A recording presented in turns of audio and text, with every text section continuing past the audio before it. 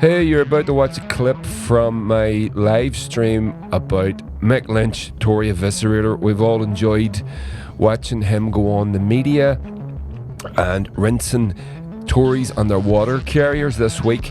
It's been a lot of fun for me, so I did a full live stream on Wednesday night. So this is a clip from that. I hope you enjoy it, and I hope you decide to go and watch the whole live stream, or you can listen to it on a podcast if you subscribe to Politics, Culture and some other shit on your podcast providing app. Or if you want to be really nice, you could head over to my Patreon and lend me your support. It's just £3 a month and you get loads and loads of stuff, loads of interviews, all sorts of things. Check it out. Link will be in the profile. Enjoy the clip. Let's have another Mick video because these are really good. I'm really enjoying them. We've got people who are doing full-time jobs who are having to take state benefits and use food banks. That is a national disgrace. What will they do if agency workers try to cross those picket lines? Well, we will picket them. What do you think we'll do? We run a picket line and we'll ask them not to go to work. Direct lie. If you are a Marxist, then you're into revolution and into bringing down capitalism. So are you or aren't you? Richard, you do come up with the most remarkable twaddle sometimes. The unions don't tell me who I am and whether or not I'm working class or whatever, any of those sorts of things. I didn't tell you you weren't working class. I don't even know your name. Onto the street. You can see what picketing involves. I can't believe this line of questioning. Picketing is standing outside the workplace to try and encourage people who want to go to work not to go to work. What else do you think it involves? You've also lied that we left negotiations on Saturday and went to a rally. There were no negotiations scheduled for Saturday. You are a liar. The pensions of our members are going to be decimated. They're going to make us poorer not only while we're at work, but poorer in retirement. And that's an agenda that the government has got because they want to subsidise the private sector in this country, as they are doing in the health service, which is being consumed by the private sector, as they've done in the education service, which is being consumed by the private sector. He should be apologising to the doctors and nurses who can't get to hospital, the patients who can't get their operation, the kids who will miss out on their education today, but also those armed forces veterans who risk their lives for our freedoms, who won't be able to celebrate Armed Forces Day on Saturday. Do you want to apologise for all that, Mick? Well, I think Jonathan should apologise for talking nonsense. None of that is true. And you're a liar. What the rest of the country suffers from is the lack of power, the lack of the ability to organise, and the lack of the wherewithal to take on these employers that are continually driving down wages and making the working class in this country poorer year on year on year, while the rich get richer. I welcome anyone that wants to join us on our picket lines and show us messages of support. All right, well, if Keir Starmer can't do that, that's a problem for him, not for us. I don't want people to be inconvenienced, and I want a settlement to this dispute. I can't do that with a backbench MP who's just learned it off a script. And one of the reasons we're not affiliated is because Labour politicians since Blair have not identified with working class people. And failing to do that is one of the problems they've got in working class communities, and they've left the door open to populists and others to come into the situation. The Labour Party is about supporting working people, or it should be, not triangulating from opinion makers such as the Daily Mail and the Telegraph and the Times. So they've got to sort out their identity, and they've got to come up with a set of policies. There are lower paid people and there are wealthy people in this society. And what's wrong in this society is that there is an imbalance between the people that do the work to keep this country going, who create the wealth of our civilisation and don't get a fair share of that wealth because it's going to people who are vastly wealthy. Labour should be comfortable with backing working class people who are struggling, and one of the ways that they can redress the imbalance is through industrial action where negotiations fail. What else are we to do? Are we to plead? Are we to beg? We want to bargain for our futures. We want to negotiate. And if we're not bargaining, you have to beg. And I don't want any working class people in this country to have to beg the employers for a decent living. And Keir Starmer shouldn't want that either. So the first article I'm going to read is, I'll throw it up on the old screeny post there. Let's see where I was. National. There we go. So that's me. I'm reading that for you now. This is what I'm reading in real life. This is from the RMT Union page. Yeah. So here we go. Let's see, make that a little bit bigger for you. Oh, that much stuff on the screen. There we go. That's better. Bear with me. There we go. Just if you want to read along, you can. Yeah. So National Rail and London Underground strikes. This is from the RMT website. This is explaining what all the fuss is. Discussions with Network Rail and the train operators have continued today. This is today, 22nd of June. The train operators have now made an offer, and there is no further offer from Network Rail. Because, as you know, there were two. Whenever the railways were privatised, they split everything up, didn't they? So one organisation, one company ran the trains, and another company ran the lines and stuff. So it's all very complicated. So whenever you're negotiating with these people for a pay raise, you've got to negotiate with the people that run the trains, the people that own the lines, and then the government as well. We'll get into that as well. So the RMT National Executive Committee has now found both sets of proposals to be unacceptable and now confirmed that the strike action scheduled this week will go ahead.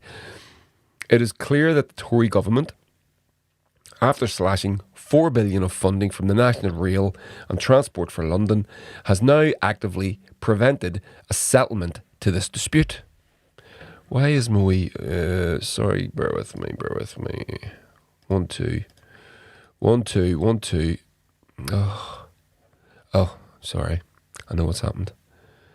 Bear with me. My little spectralizer that lets you know that I'm talking, which I like to have because it lets you know the video's live. All right. So it's 1, 2. There we go.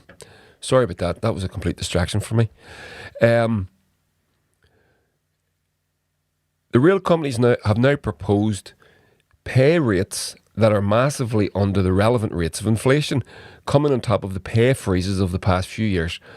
At the behest of the government, companies are also seeking to implement thousands of job cuts and have failed to give any guarantee against compulsory redundancies. As a result of this transport austerity, the employing companies have taken the decisions to attack the Railway Pension Scheme and the TfL scheme, diluting benefits, making staff work longer and making them poorer in retirement while paying increased contributions. So that's fucking not on. So you got to pay more to get less. Cut thousands of jobs across the rail network while not giving a guarantee of no compulsory redundancies. Cutting safety inspections on the infrastructure by 50% in order to facilitate mass redundancies. That's so. How can you go to a fucking union and expect them to agree to this? Cutting safety inspections on the infrastructure by 50% in order to facilitate mass redundancies. And this is the government that oversaw Grenfell. I still haven't done anything about that, by the way. And they're looking to reduce safety inspections, attack terms, conditions and working practices in a form of internal fire and rehire, including lowering existing salaries and increasing the working week. Now come on. Restarting the disputes on the role and responsibility of the Guard and massive cuts to catering services, closing every ticket office in Britain regardless of the accessibility needs of the diversity of passengers, and cutting real pay for most of our members through lengthy pay freezes and well below RPI inflation pay proposals. Wow. And they're going on strike, you say? Quell fucking surprise. Faced with such an aggressive agenda of cuts to jobs, conditions, pay and pensions, RMT has no choice but to defend our members industrially to stop this race to the bottom. The strikes on Network Rail, the train operators and London Underground will go ahead. We again call on our members to stand firm, support the action, mount the pickets and demonstrate their willingness to fight for workplace justice.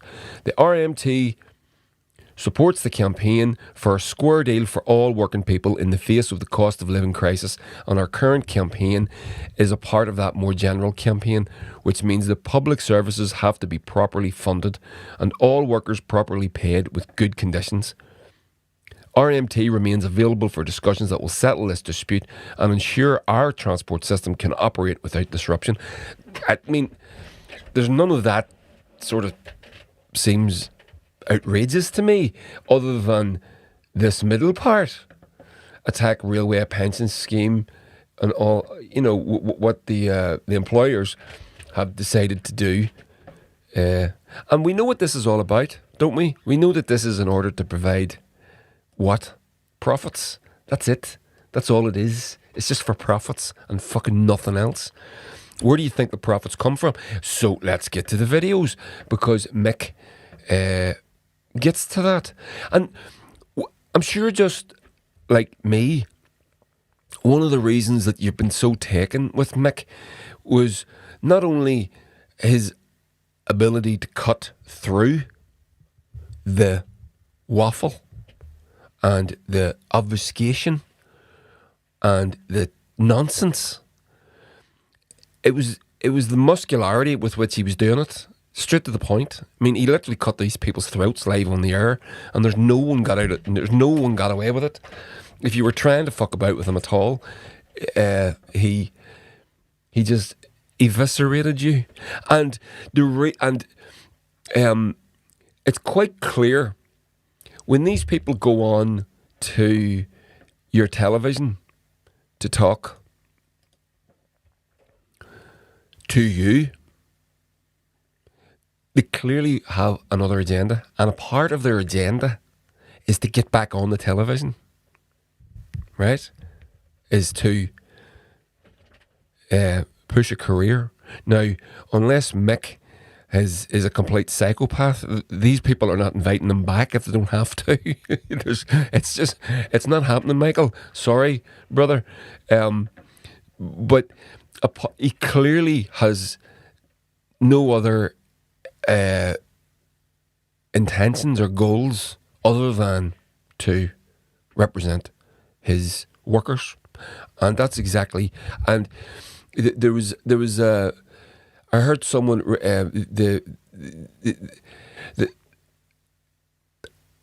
was the phrase? There's this politics in the public discourse of politeness, and you're supposed to sit there and politely watch your livelihood and your life and your everything that we call social mobility, your ability to provide an income to your children, or provide for your income to provide everything that you need for your children, your wives and your lives, your husbands, whatever it is. You're supposed to sit there and politely watch that just get stripped away and say nothing. And it's a part of the frustration I feel with the left and with ordinary working people, whether you call yourself a socialist, a leftist or not. There's a lot of common ground with the working class people, no matter what side of the fence they sit on.